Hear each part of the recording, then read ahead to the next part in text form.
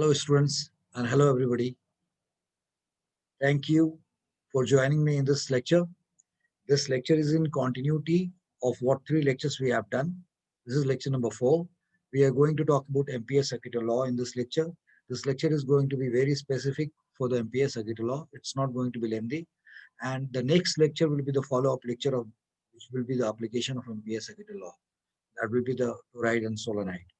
आज हम लोग एमपीएस सर्किट लॉ पे फोकस करेंगे और उसके बारे में बात करेंगे. This will be a very short lecture and I hope you will enjoy. आप सब लोगों से मेरा रिक्वेस्ट है कि आप एक एक करके इन लेक्चर्स को तरीके से देखते रहिए, समझते रहिए. So let's come in the lecture and let's see what new things we are going to learn today. So as we said that topic of today is ampere circuit law. We are doing unit number 5, that is moving charge and magnetism.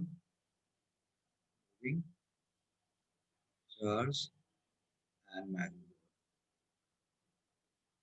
उसके अंदर इस unit के अंदर एक सब topic है ampere circuit law. This is what we are doing here and let's go to the next page. Like this is ampere circuit law. What is ampere circuit law? ये होता क्या है, क्या चीज है ये एम्पियर सर्किट लॉ?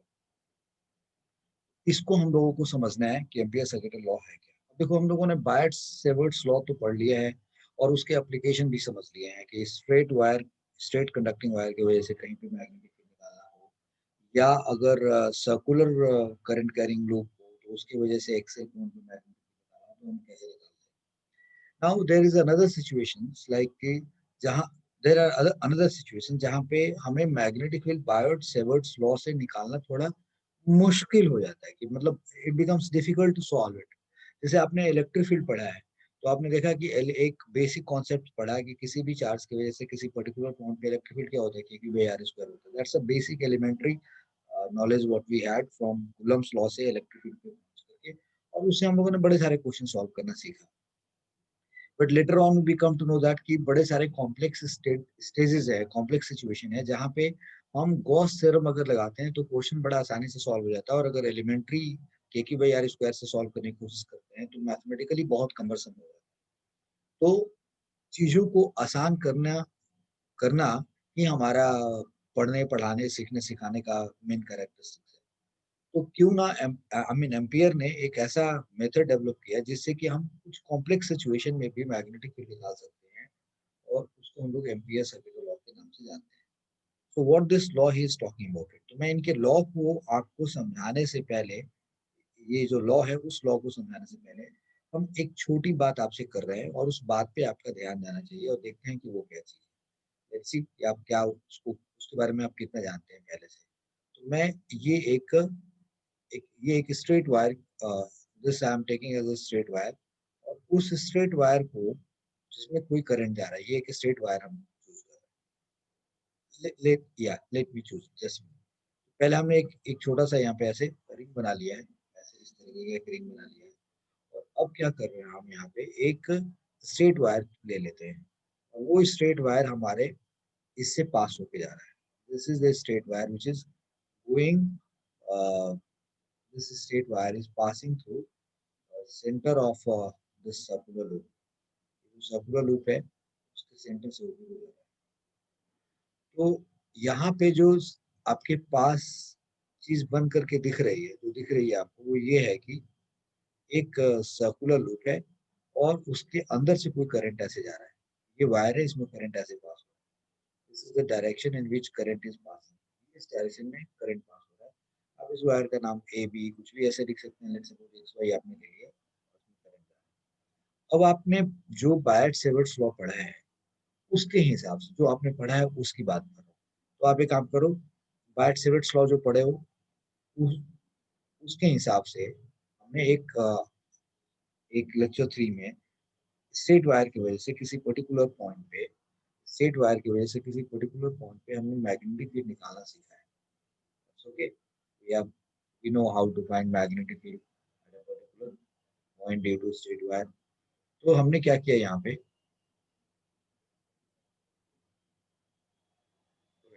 ये situation रखी और फिर इस तरीके से these are the various points I have taken.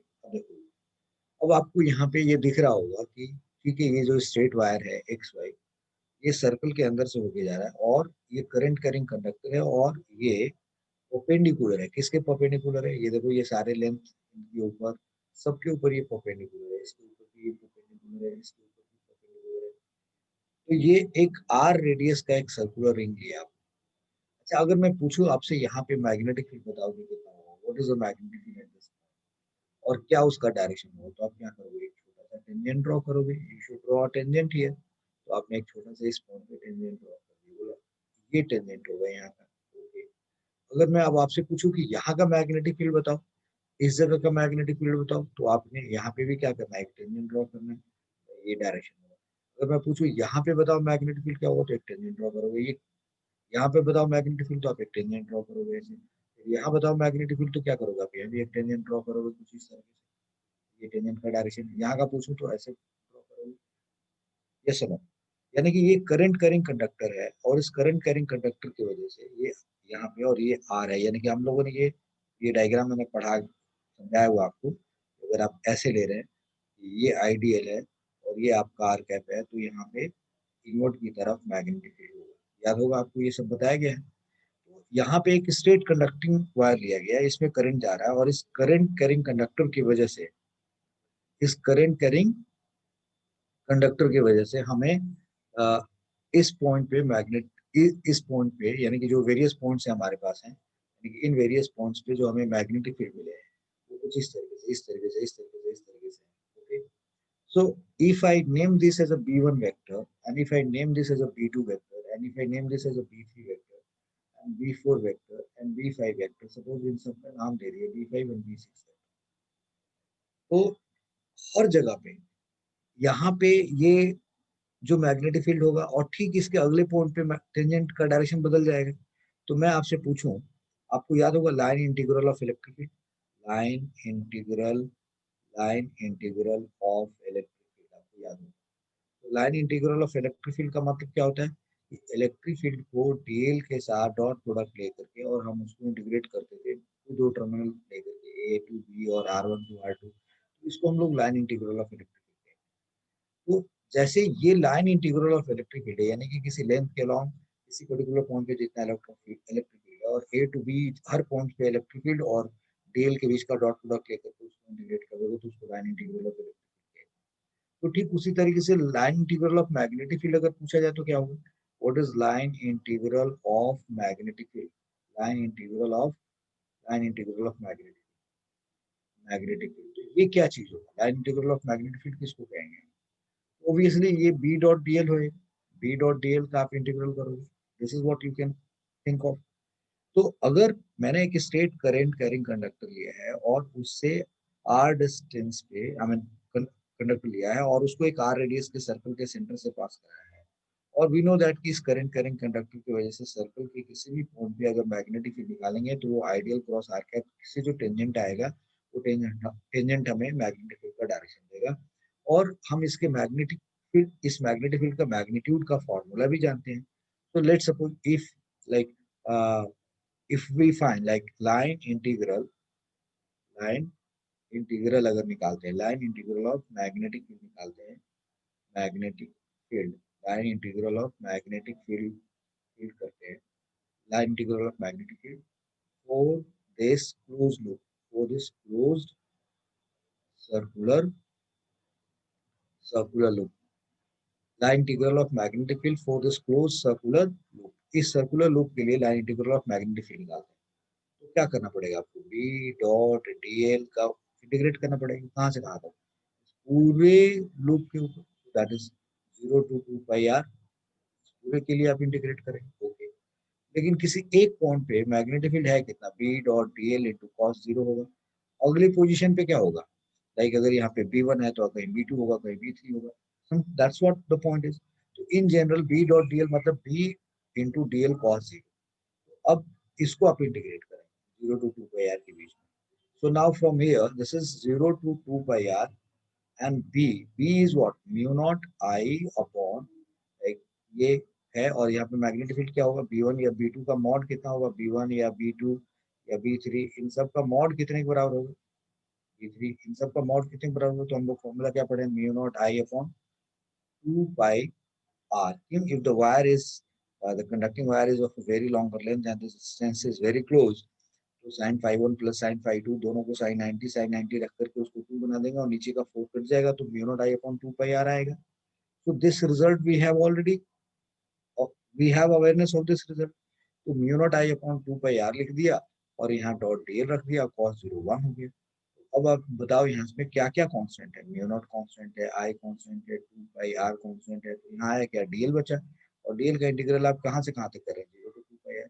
तो अब ये रिजल्ट क्या बन गया, म्यू नॉट बच गया, आई अपॉन आ गया 2 pi, mu naught I upon 2 pi r आ गया. डीएल का इंटीग्रल आप पूरे पे करोगे तो क्या आएगा, 2 पाई आर. तो अगर आप 2 पाई आर ऐसे रखते हो तो ये 2 पाई आर और ये 2 पाई आर कट गया तो आया क्या, म्यू नॉट आई आ गया. So what do you come to know here that P dot dl for this circular loop, जो ये आपका सर्कुलर लूप है, उसके लिए कितने के बराबर है, म्यू नॉट आई के बराबर. ये रिजल्ट आ गया आपके पास. What you come to know that, अभी हमने एम्पियर सर्किट लॉ के बारे में बात नहीं की.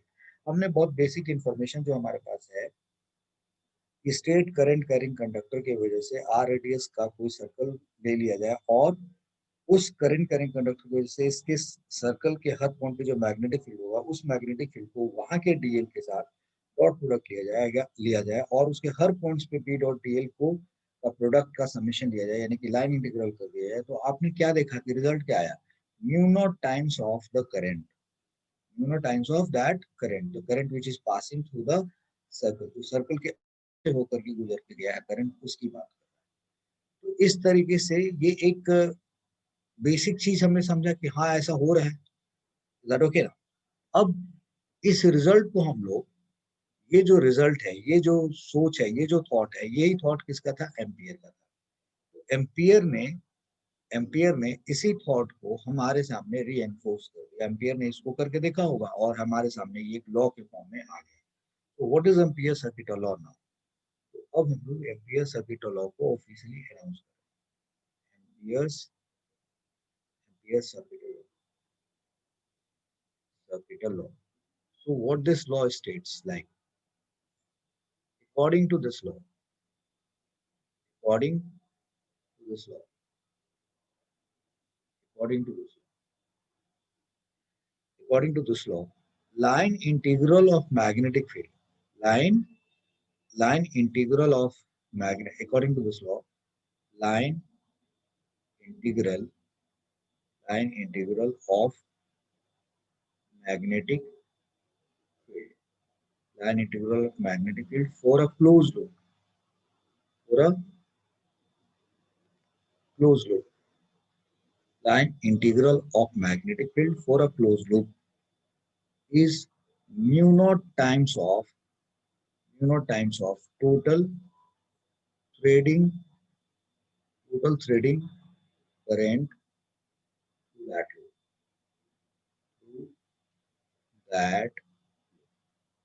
ये हमने बेसिकली ये क्या बोला इन्होंने, according to this law line integral of magnetic field for a closed loop is mu naught times of is mu naught times of total threading current through that. ये हमारे लिए एम्पियर सर्किट लॉ का statement है. तो इसका proof कोई बोले कि okay what is the proof of this, भाई इस बात का प्रूफ क्या है. तो हम इस प्रूफ को दो पार्ट में करते हैं. One we call it special proof और दूसरा हम इसको जनरल प्रूफ कहते हैं, ताकि आपको यकीन हो जाए कि किसी भी तरीके का सिचुएशन हो उसमें आप इस रिजल्ट को अप्लाई कर सकते हैं. तो special proof and general proof दोनों हम लोग यूज करेंगे and that is what the topic of discussion today. Special proof and general proof हमें यही करना है. So let's go for special proof. ये स्पेशल प्रूफ क्या है. तो स्पेशल प्रूफ का मतलब कि किसी खास कंडीशन में हम लोग इस रिजल्ट को प्रूफ करके दिखाएं. स्पेशल. सो आप यहाँ पे बिल्कुल एक सर्कल बनाइए ऐसे और इस सर्कल से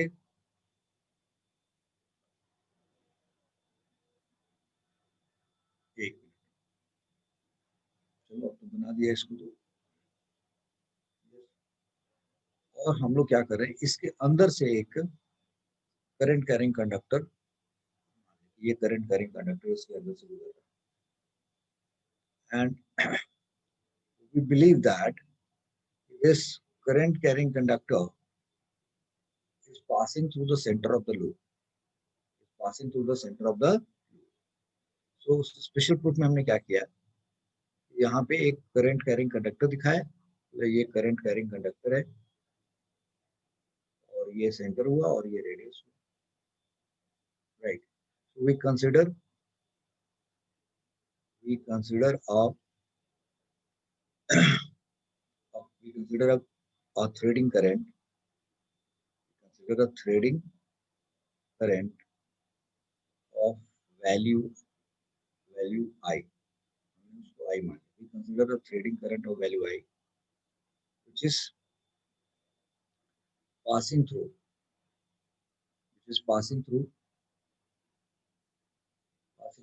center of, which is passing through center of circular loop, which is passing through center of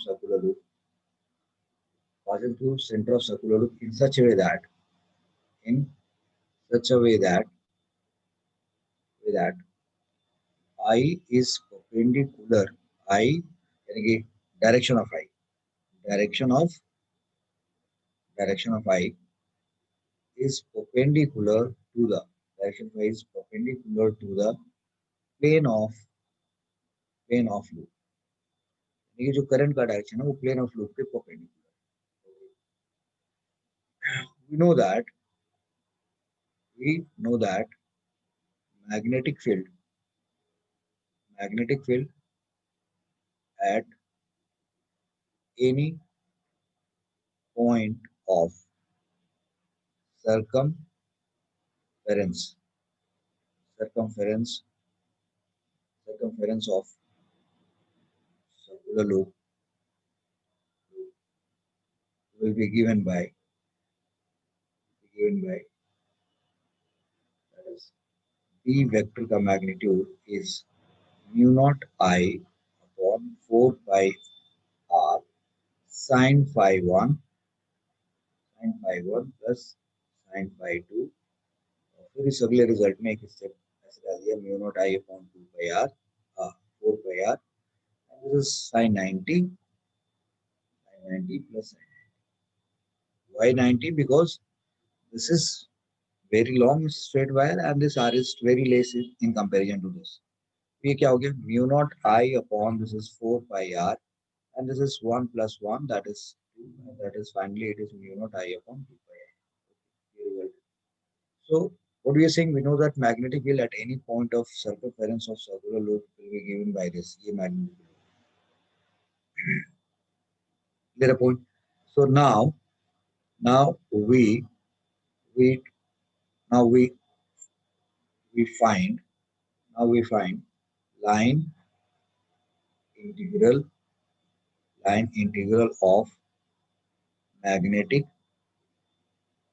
of magnetic field for this closed circular loop. अब हम क्या कहते हैं, now we find line integral of magnetic field for this closed loop. क्या होगा, this means we are trying to find B dot dl and उसको आपने यहाँ पे एक गोला ऐसे लगा दिया, मतलब आपने क्लोज लूप के लिए या और यहाँ सी लिख दिया, यानी कि इस क्लोज लूप के लिए आपने B dot dl निकाला है. So it is equal to how much? So that is, you are saying that okay, B1 dl1 जैसे भी होगा B2 dl2 सबको इस तरीके से आपको निकालना पड़ेगा. So it means यहाँ पे BDL, यहाँ का BDL, यहाँ का BDL, हर जगह का BDL करना पड़ेगा. तो इसका मतलब आप यहाँ पे स्पेसिफिकली ये B1 और DL1 ना लिख करके आप बोलेंगे okay fine B dot DL निकालना. अगर आप B डॉट DL निकालना चाहते हैं तो अगले स्टेप में ये क्या निकल के आएगा, okay finally this will be not B dot DL into cos 0 degree. So अब हमें B dot DL line integral of what I say that now we find line integral of magnetic field for this closed circular loop, that is B dot DL का B dot DL निकाला और ये C लिख दिया, that is closed loop, ये circular closed loop. तो अब अगर हम B dot D L line integral निकाल रहे हैं तो उसको अगले स्टेप में क्या लिखेंगे, B D L cos zero, फिर यहाँ पे गोला लगाया, राइट। ये गोला ठीक नहीं लगा तो आप यहाँ पे ऐसे लगाइए, यहाँ पे गोला लगा दिया आपने और यहाँ से लिख दिया B dot D L cos zero, ये निकाल रहे हैं। सो अगले स्टेप में यानी कि यहाँ पे आप लिख रहे ना, दस B dot D L, B dot D L and this you are trying to find, ये आया B D L cos 0 degree और इसका इंटीग्रल है, ये अगले स्टेप में क्या हुआ, बी की जगह पे आप क्या लिखेंगे, mu naught I upon 2 pi R, और यहाँ डीएल लिखेंगे, cos 0 को 1 रखेंगे और फिर ये लगाया, दिस इज 2 पाई आर लिख दिया आपने, क्लोज लूप के लिए निकाला। तो अब यहाँ से क्या बाहर आ सकता है, म्यू नॉट आई, आई भी कांस्टेंट है, आर भी कांस्टेंट है, सब बाहर है, और ये फाइनली आएगा क्या, this is close loop and this is, एक क्लोज लूप के लिए डीएल डीएल डीएल आप इंटीग्रेट करोगे तो ये क्या आ जाएगा, so this will come out mu naught I upon 2 pi r or into 2 pi r, and finally this is cancelled. So what comes out, mu naught times of I, so this b dot dl का close integral is coming mu naught times of I. So what we have got from here is, अगर आप किसी close loop के किसी भी point close loop के along magnetic field और DL का डॉट प्रोडक्ट लेकर के इंटीग्रेट करते हो, in shorter form line integral of magnetic field लेते हो for close loop, that always comes mu naught times of total threading current where I is threading current. What is the meaning of threading over here? आपने देखा सुई में जब धागा डालते हैं, सुई में धागा डालने को हम लोग क्या कहते हैं, we are threading the needle, right. यानी कि जब किसी चीज को एक तरफ से लेके दूसरी तरफ अगर निकाल दिया जाए, मतलब आर पार करा दिया जाए, तो उसको हम लोग क्या कहेंगे, थ्रेडिंग कहेंगे। तो that's what the point is कि इसको हम लोग थ्रेडिंग करंट कहते हैं, यानी कि लूप के एक साइड से एंटर होकर के दूसरे साइड से बाहर निकल गया, तो this is called threading current. अब यहाँ पे जो बी डॉट डीएल की वैल्यू म्यू नॉट आई आई है, ये स्पेशल प्रूफ क्यों कहते हैं हम लोग इसमें, क्योंकि हमने यहाँ पे जो करंट कैरिंग कंडक्टर लिया है उसकी एक मजबूरी दिखाई है क्या, कि वो सर्कल के सेंटर से पास करता हो, तो यहाँ पे फील्ड म्यू नॉट आई पर हुआ है। अगर ये सेंटर से पास नहीं होकर के कहीं और जगह से पास हो रहा था, किसी और जगह से पास हो रहा था, कहीं पे डिस्टेंस R1 आता, कहीं R2 आता, कहीं R3 आता, कहीं R4 आता, तब क्या उस केस में ये रिजल्ट वैलिड है, तो इस तरीके का सवाल बन सकता है। ओके, फिलहाल हमने ये देखा कि सर्कुलर लूप में तो ये पूरी तरीके से वैलिड है और ये स्टेटमेंट प्रूव होकर के चला गया। So we know what is ampere circuital law का स्टेटमेंट, और हमने ये काम कर दिया। Now we are trying to find कि क्या हम इस रिजल्ट को, जो ये स्पेशली सर्कुलर लूप के सेंटर से पास होते हुए करंट के लिए निकाला है, तो क्या किसी और केस में भी ये हो सकता है। तो अब इस बात को थोड़ा जनरलाइज करके हम लोग समझने की कोशिश करते हैं। So let's go for that. So we are going for a general proof now. So let's go on another page and find this general proof. ये कैसे हम लोग करने जा रहे हैं, जनरल proof। तो इसमें आप इम्पोर्टेंस देखिए इस डायग्राम में। तो आप एक काम कर लीजिए, किसी भी तरीके का आप एक लूप ले लीजिए, समथिंग लाइक ये करंट, ठीक है, ये करंट पास कर रहा है किसी लूप से, और this is not passing through the centre of this loop looks very irregular, you know. और अब आप यहाँ पे कुछ इस तरीके से इसको बोलिए, hello this is very small section आपने यहाँ पे लिया है, एक इस तरीके से बोला कि मैं यहाँ कंसिडर कर रहा हूँ। दूसरा आप कुछ ऐसे ले लीजिए इस तरीके से, और बोलिए कि मैंने एक बहुत छोटा सा सेक्शन यहाँ ले लिया, फिर आपको एक छोटा सेक्शन मैं यहाँ ले लेता हूँ, समथिंग लाइक दिस। फिर कुछ इस तरीके से, फिर आप एक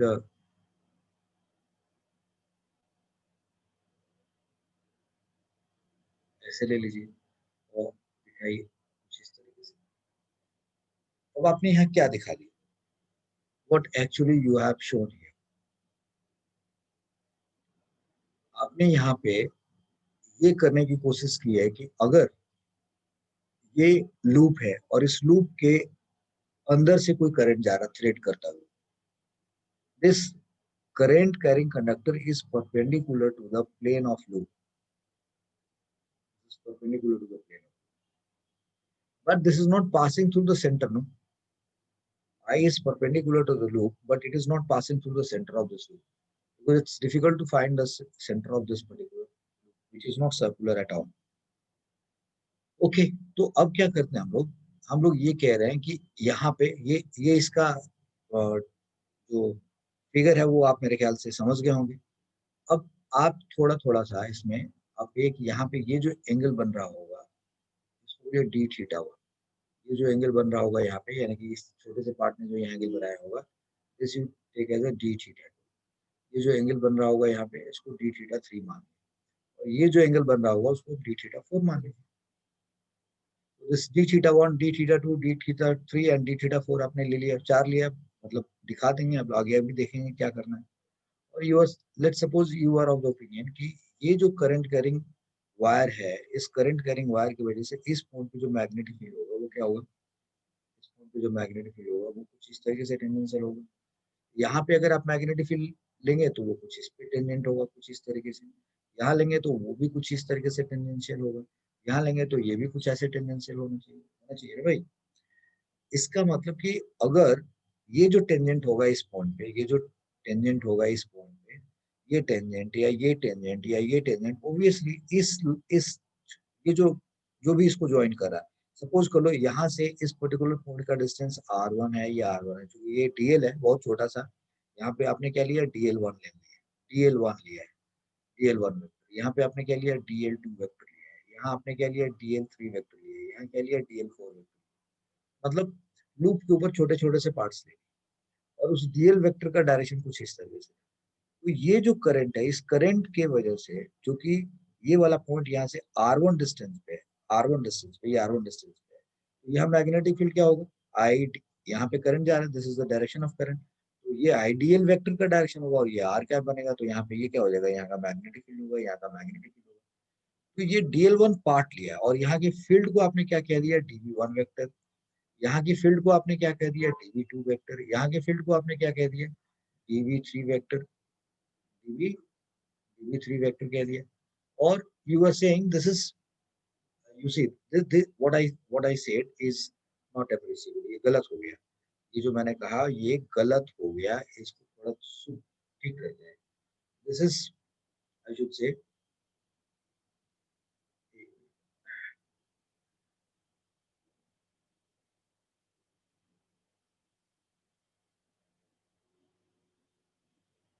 सो this is what I am saying, this is B1 vector. यहाँ पे जो ये मैग्नेटिक फील्ड है वो B2 वेक्टर है, यहाँ पे जो मैग्नेटिक फील्ड है वो क्या B3 वेक्टर है, B3 वेक्टर है। I hope you are getting my point. So what I said that कि अगर आप इस जगह पे इस जगह पे लाइक ये DL1 लेंथ है और ये इसके वजह से यहाँ का मैग्नेटिक फील्ड बोले तो वो B1 वेक्टर है। ये DL2 लेंथ है बट इसके वजह से मैग्नेटिक फील्ड कितना है B2 वेक्टर है, यहाँ पे मैग्नेटिक फील्ड कितना B3 वेक्टर है, यहाँ पे मैग्नेटिक फील्ड कितना B4 वेक्टर है। Suppose this is what you have taken, you are saying कि यहाँ का मैग्नेटिक फील्ड जो है वो क्या है B4 वेक्टर है। ओके, तो आप इसको कैसे लिखेंगे, you are writing here this is B4 vector. तो इस डायग्राम में हमने क्या किया कि करंट कैरिंग वायर एक जनरल लूप के अंदर से थ्रेड होता हुआ जा रहा है and that current is perpendicular to the plane of loop, और अलग अलग पॉइंट पे लाइक यहाँ B1, यहाँ B2, B3, B4 और यहाँ DL1, यहाँ DL2, DL3 and DL4 length हमने ले लिया। तो अब कह रहे हैं हम लोग we consider we consider we consider a general right और we consider an irregular closed loop, we consider an irregular closed loop, एक irregular closed loop लिया है and a conductor and a conductor and a conductor having current I, having current I is threading threading this loop, threading this loop. We consider an irregular closed loop and a conductor having current I is threading this loop in such a way that It is perpendicular. It is perpendicular to the plane of loop. यानी कि plane of loop की perpendicular. Now at various points. Now at various points of loop. Now at various points of loop, magnetic field is different in terms of magnitude, and direction. Now at various points of loop, magnetic field is different in terms of magnitude and direction. ठीक है जी? So so to find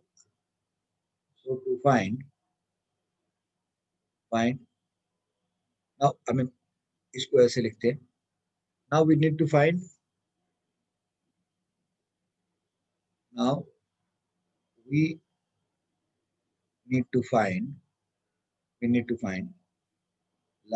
integral of magnetic field for this closed loop.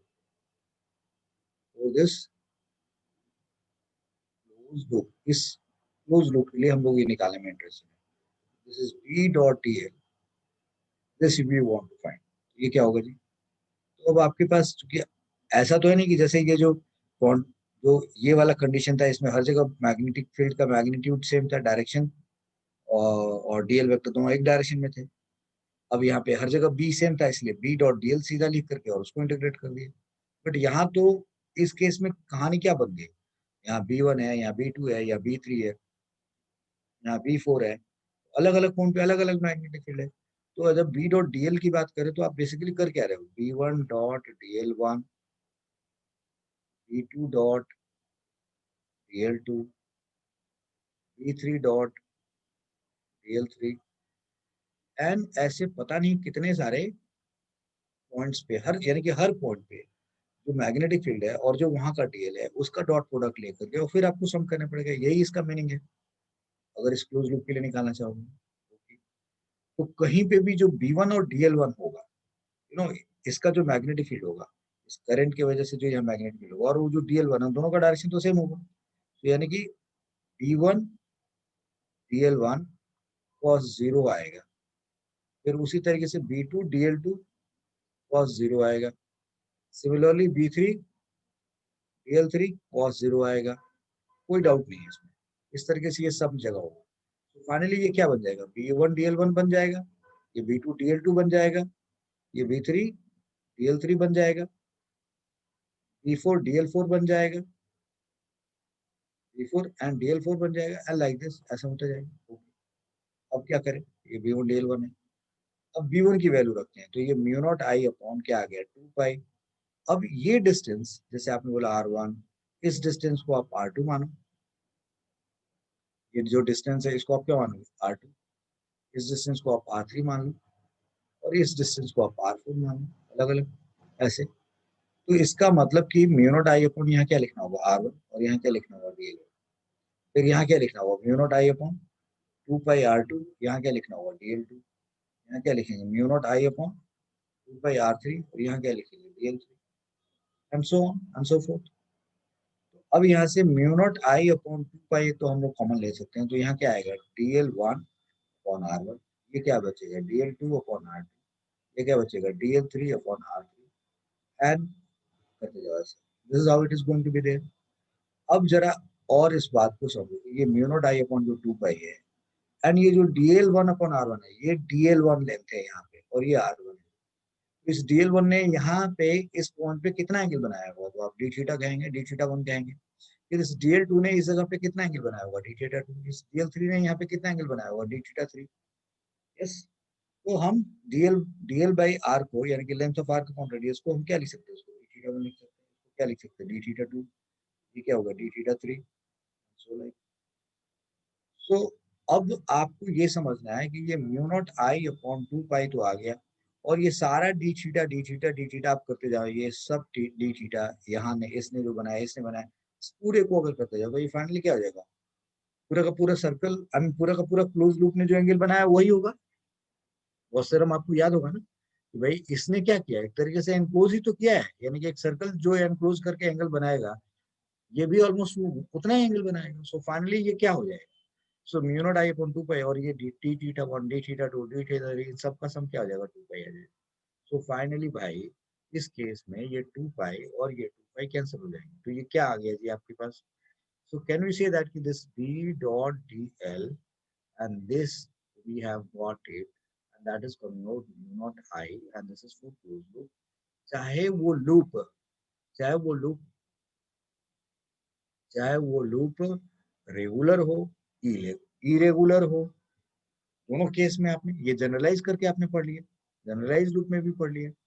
Condition सिर्फ क्या आ रहा है इसमें, which condition is being same, like यहाँ पे जो कंडीशन है, इस केस में जो कंडीशन है, और इस केस में कौन सा कंडीशन एक है, क्या कि वो जो थ्रेडिंग करंट है वो लूप जो लिया गया है उस लूप के प्लेन के परपेंडिकुलर होना चाहिए। That is what we have taken this. तब उस केस में B1 DL1 B2 DL2 अगर हम करेंगे तो इस तरीके से रिजल्ट आएगा। सपोज कर लो कि अगर आप ये करंट का डायरेक्शन इस लूप के परपेंडिकुलर नहीं रखते, थोड़ा तिरछा रख देते, तो यहाँ पे मैग्नेटिक फील्ड क्या होगा, वो जो डीएल है उसके ऊपर डीएल और ये दोनों, यानी कि ये जो जो हम लोग मैग्नेटिक फील्ड का डायरेक्शन रखते थे, वो मैग्नेटिक फील्ड इससे इस प्लेन के पैरेलल ना होकर के इस प्लेन पे थोड़ा इंक्लाइन हो जाएगा, किसी सर्टेन एंगल पे आ जाएगा। फिर उसके दो कंपोनेंट हो जाएंगे, एक प्लेन के पैरेलल और एक प्लेन के परपेंडिकुलर। तो हर पॉइंट पे मैग्नेटिक फील्ड एक किधर क्या होगा, डाउनवर्ड हो जाएगा, और एक प्लेन उस पॉइंट पे प्लेन के उस पर्टिकुलर पॉइंट पे टेंजेंट के अलॉन्ग आएगा। तो जो आप वो करेंगे प्लेन के वो निकालोगे तो वो तो 2 पाई म्यू नॉट आई के बराबर हो जाएगा, बी डॉट डीएल जो जो टेंजेंशियल कंपोनेंट्स उन सबका, वो तो म्यू नॉट आई के बराबर हो जाएगा। और बाकी सब जगह पे जो एक नीचे की तरफ मैग्नेटिक फील्ड की वैल्यूज आएगी जो कि नीचे की तरफ है, वो जो सॉल्व करोगे वो म्यू नॉट आई नहीं आ पाएगा। Getting my point, mu naught I तो सिर्फ ऊपर वाले ही पोर्शन से निकल के आ जाएगा। I hope you got my point. So that is what we are trying to say that कि हमने इसमें कंडीशन क्या लिया है कि ये जो करंट है ये लूप का जो प्लेन है उसके परपेंडिकुलर है, और only then this results are being applied. So इस बात को जो मैंने अभी आपको सुनाया है समझाया है उसका आपको ध्यान रखना पड़ेगा।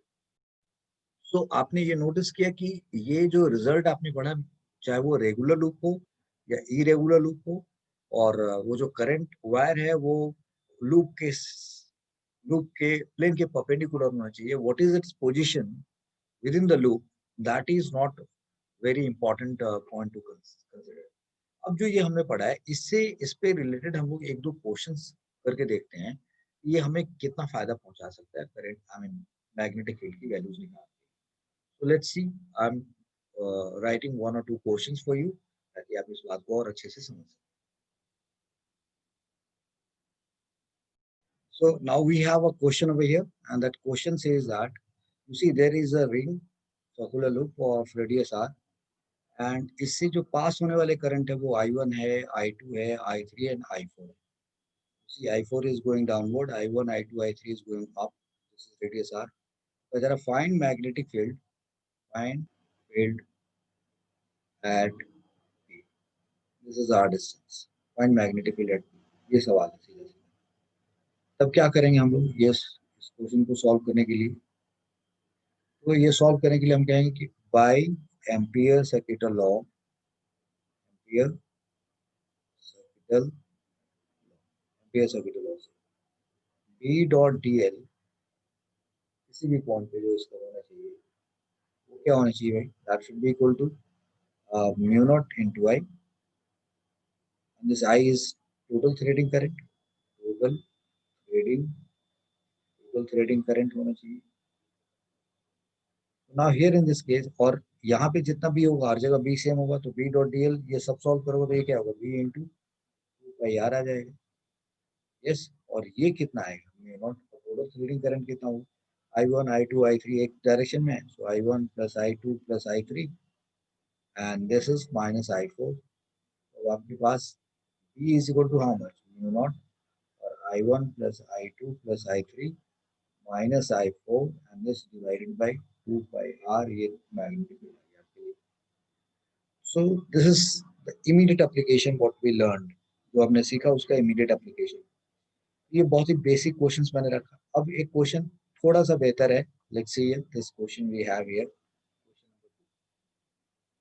मैंने क्या लिखा हुआ है यहाँ पे कि एक कंडक्टर लिया हमने जिसका लेंथ एल है, रेजिस्टेंस रेजिस्टिविटी उसका रो है और आर उसका रेडियस ऑफ क्रॉस सेक्शन है, और आपको इस करंट करेंट कंडक्टर के अंदर एक्सिस से यहाँ ऊपर कोई पॉइंट है जो आर बाई थ्री डिस्टेंस है, this is at R by three distance. इस आर बाई थ्री वाले पॉइंट पे मैग्नेटिक फील्ड निकालना है। Find magnetic field at a point which is at r by 3 distance from axis of y। अब क्या है, यहाँ मैग्नेटिक फील्ड निकालना है आपको। तो अब how we will be solving this. तो सबसे पहले इसका सॉल्यूशन को अप्रोच करते हैं। लेट्स सी, पहले इसमें कितना करंट पास हो रहा है इस पूरे वायर में, ये पता करना होगा। V इज इक्वल टू क्या होता है जी, आई आर। V वोल्टेज हो गया, आई निकालना है, और आर के लिए क्या लिख सकते हैं, rho L by A. But हमें ए नहीं मालूम है, सो दिस इज आई। ए नहीं दे रखा है, सो रो एल, और ए को क्या लिख सकते हैं, पाई are. what we can do from here, this implies I comes out how much, V pi r square upon rho L।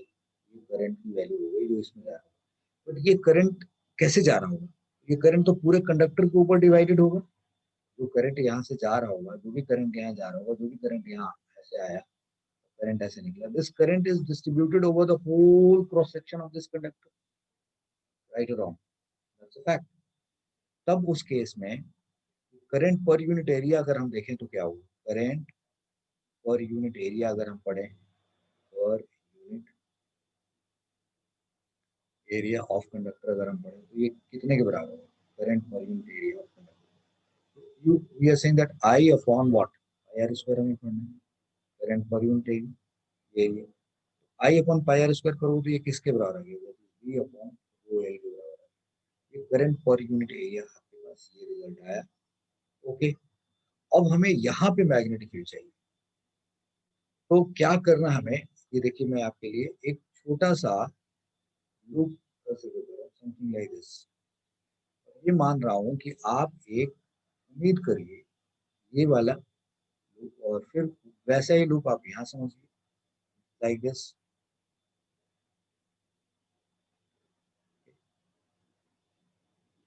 और ये लूप समथिंग लाइक दिस। अब हुआ क्या, what I want to say that, मैं ये कहना चाह रहा हूँ कि इसमें जो करंट पास हुआ, ये वाला जो सेक्शन है, ये वाला जो पार्ट, और फिर उसी तरीके से जो ये वाला पार्ट है, करंट तो जो ये है इस पूरे पे डिस्ट्रीब्यूटेड है, तो इतने पार्ट के अंदर कितना करंट है, आपको तो यहाँ फील्ड चाहिए ना भाई। We want to find field where, हमें फील्ड कहाँ चाहिए, इस पर्टिकुलर पॉइंट पे चाहिए। जो फील्ड यहाँ होगा वही फील्ड यहाँ होगा, यहाँ होगा, यहाँ होगा, हर जगह पे। यानी कि इसके अंदर एक सर्कुलर लूप ले तो इसके हर पॉइंट पे फील्ड क्या होना चाहिए, सेम होना चाहिए। बट उसके अंदर का थ्रेडिंग करंट कितना होगा, तो करंट पर यूनिट एरिया आपने निकाल रखा है, और ये रेडियस कितना दे रखा है, आर बाई थ्री। तो अब थ्रेडिंग करंट अगर हमें निकालना हो तो what will be the value of threading current. Now threading current, इस केस थ्रेडिंग करंट की बात करें तो वो कितना होगा, तो दैट इज करंट पर यूनिट एरिया आपने निकाल रखा है। करंट करंट पर यूनिट एरिया आपने ऑलरेडी निकाल रखा, और उसके बाद उससे किसको, उसको किस करंट पर यूनिट एरिया को किससे मल्टीप्लाई करोगे, दैट डिजायर्ड एरिया जो आप ले रहे हैं, डिजायर्ड एरिया से मल्टीप्लाई करोगे। ये क्या है जी, so this is I upon pi are square, और ये कितना है, डिजायर्ड एरिया कितने के बराबर है, पाई आर बाई थ्री का। तो दिस कम्स आउट व्हाट, इसकी वैल्यूज तो आपने लिख रखी है, I upon pi are square की वैल्यू क्या निकाल रखी है, V upon rho L. This is V upon rho L लिख रखा है, और ये कितने के बराबर है, पाई, और ये कितने बराबर है, R square by nine. Now V pi are square, 9 लिखना था मैं 4 लिख दिया, V pi are square upon 9 rho L, this is the threading current की वैल्यू। ये हमारे लिए थ्रेडिंग करंट की वैल्यू हो गई यहाँ पे। यानी कि इसके अंदर से जो करंट पास हो रहा होगा, ये जो व्हाइट कलर का सिलेंडर है, इसके अंदर से जो करंट पास हो रहा होगा, ये इसके अंदर का थ्रेडिंग करंट है, और उस थ्रेडिंग करंट की वजह से इस पॉइंट पे मैग्नेटिक फील्ड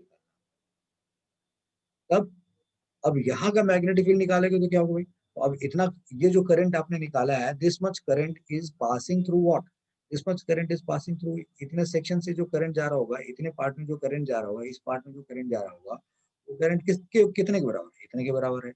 तो this is the value of current which is the threading current through this, और उस थ्रेडिंग करंट का कोर्स एन सर्कल करता हुआ ये सर्कल है, और उसके सर्कमफेरेंस पे आपको मैग्नेटिक फील्ड, तब हम क्या करेंगे, तब हम कहेंगे okay, using ampere circuit law, using ampere, using ampere circuit law, उसको अगर यूज कर रहे हैं हम लोग, तो अब वो क्या कहेगा, वो कहेगा okay, B dot D L जो उसके जो ये आर बाई थ्री वाला पॉइंट लिया है, ऐसे जितने भी आर बाई थ्री होंगे उन सब जगहों पे बी डॉट डी एल की वैल्यू क्या आना चाहिए, म्यू नॉट आई के बराबर आना चाहिए, बस B dot D L should be equal to what, mu naught, और आई क्या होना चाहिए, total threading current, that is B by R square upon 9 rho L, ये हमारा थ्रेडिंग करंट है, और ये किसके बराबर होना चाहिए, बी इंटू टू पाई, और इसका बी डॉट डीएल करोगे तो इसका लूप का सर्कमफेरेंस कितना आएगा, that is 2 pi R by 3 आएगा, and that is equal to mu naught into B pi are square upon 9 rho L. तो अब यहाँ से बी जो निकलेगा वो क्या निकलेगा, देखो ये पाई इस पाई से कैंसिल हो जाएगा, ये आर से एक आर बचेगा, लेकिन यहाँ आया क्या, म्यू नॉट वी, पाई तो कैंसिल हो गया, एक आर बच गया। अब this 3 goes up, right, this is 3 and this is 9, और यहाँ पे रो आ गया, एल आ गया, और इंटू 2 आ गया, समझ गए, ये 3 मैंने ऊपर ले लिया, ये 9 नीचे रख दिया, और ये बी यहाँ यहाँ रहने दिया, और यहाँ से क्या लेके आया 2 पाई आर, तो कैंसिल हो चुका।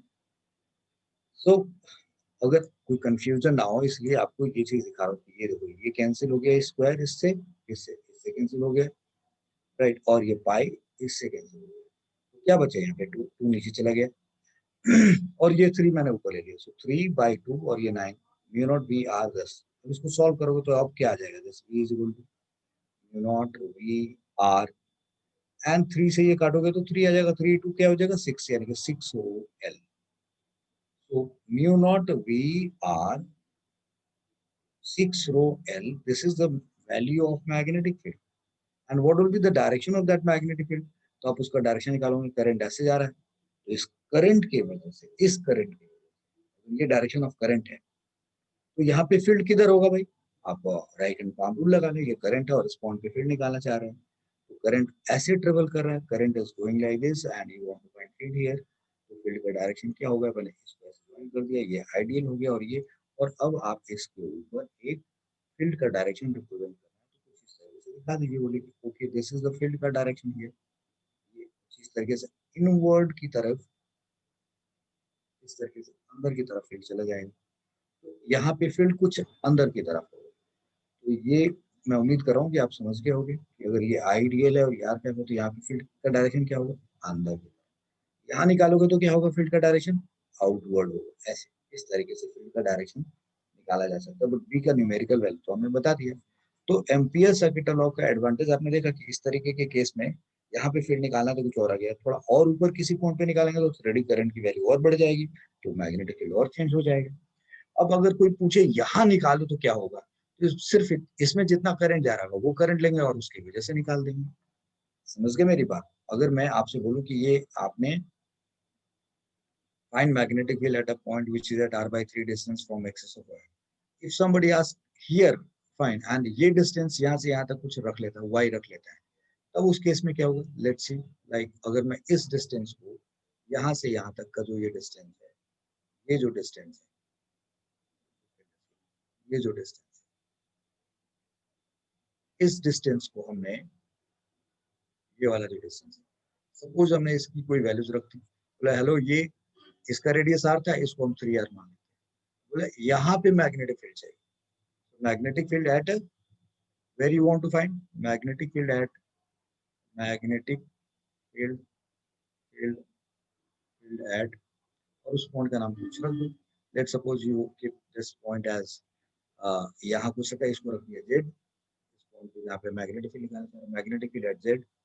तो मैग्नेटिक फील्ड एट जेड अगर आप निकाल रहे हैं तो अब क्या होगा, बी डॉट डी एल, जितने भी जेड पॉइंट होंगे सर्कुलर लूप में, जेड पॉइंट सर्कुलर लूप में होंगे, यानी कि दिस इज 2 पाई जेड, और ये कितने के बराबर चाहिए, म्यू नॉट इनटू आई, और आई कितना के बराबर है, टोटल थ्रेडिंग करंट। अब आई तो ये पूरा का पूरा जो इसमें पास हो रहा वो लेना पड़ेगा, वो कितना है, V pi are square upon rho है। This is what we are going to, V pi are square upon L, ये ले लिया हमने। अब यहाँ से ये कितना है, वी इंटू 2 पाई जेड है, naught into V pi are square upon rho L है। इस तरीके से वी कितना निकल गया है, mu naught into V pi are square upon twice of Z into L. तो this pi cancel, 2 pi Z, 2 pi, अच्छा pi यहाँ नहीं लिखा मैंने, pi, now this pi and this pi is cancelled, so this p comes out how much, mu naught v r square divided by 2 z 2 rho z l। ये इस तरीके से मैंने जब आप बाहर निकालना चाह रहे हैं पूरे थ्रेडिंग करेंगे। क्लियर हो गया point? So that's what we wanted to make you understand कि बायट सेवर्ट्स लॉ का एप्लीकेशन हमने किया, और एम्पियर सर्किट लॉ क्या होता है वो भी हमने समझ लिया। अगली लेक्चर में हम लोग टोराइड एंड सोलेनोइड के बारे में बात करेंगे, which is a very interesting part of this particular unit. उससे हमारा और वाइड हो जाएगा नॉलेज। सो अगले लेक्चर में मिलते हैं। Till then thank you very much, and आप इसको ठीक से समझिए, ठीक से नोट्स बनाइए। God bless you, bye bye.